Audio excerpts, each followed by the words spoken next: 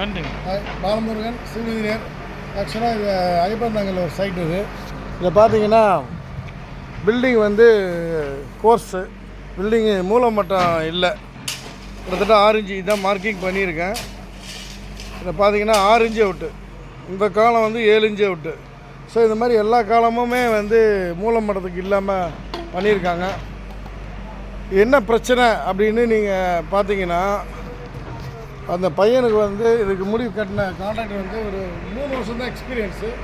அவருக்கு வந்து பில்டிங் எப்படி மார்க்கிங் பண்ணுறது தெரியாமல் பண்ணியிருக்காப்புல ஆள். அப்புறம் கிளைண்ட் ஒரு டவுட் போட்டுட்டு என்னை கூப்பிட்டுருந்தாரு. வந்து பார்த்தா இவ்வளோ பிரச்சனை இருக்குது.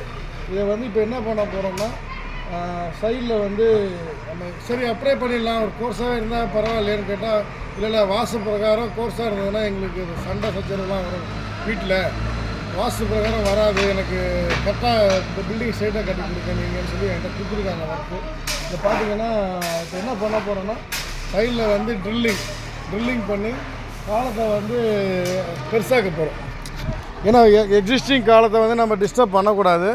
ஸோ அதுலேருந்து தான் கீழே ஃபுட்டிங்லேருந்து வர்றதால இப்போ இந்த இடத்துல வந்து பார்த்திங்கன்னா என் பக்கத்துலேயே ஒரு ராடு அதே ரீஎன்ஃபோர்ஸ்மெண்ட்டை பக்கத்தில் கொடுத்துட்டு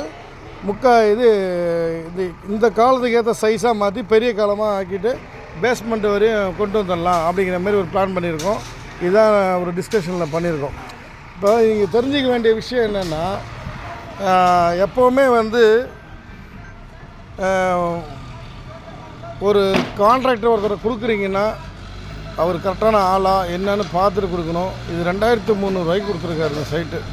ஆக்சுவலாக பார்த்திங்கன்னா வந்து 2600 ரூபாய்க்கு பண்ண வேண்டிய சைட்டை 2300 ரூபாய்க்கு ஒருத்தர் கேட்டிருக்காருன்னு கொடுத்துட்டாரு. பாவம் கிளைண்ட் ரொம்ப ஃபீல் பண்ணுறாரு, ரொம்ப வெக்ஸ் ஆகி நொந்து நூலாயிட்டார்.